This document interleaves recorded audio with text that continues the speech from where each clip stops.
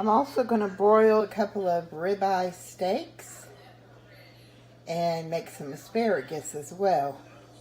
So all I have to do to these steaks now is season them up and put them in the oven under the broiler after my squash is done. In the meantime, I'm going to get the asparagus ready, and I'll show you all that. Alright, so there they are, seasoned up.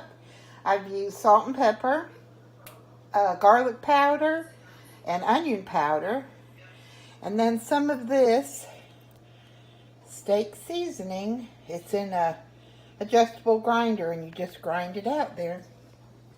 So they're ready to go. Let me get busy on this.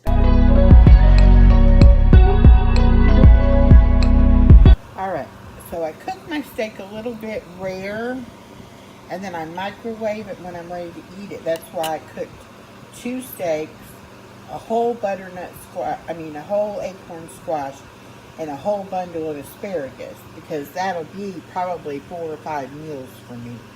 I'm going to have some more of this asparagus with this piece of steak. It is so good.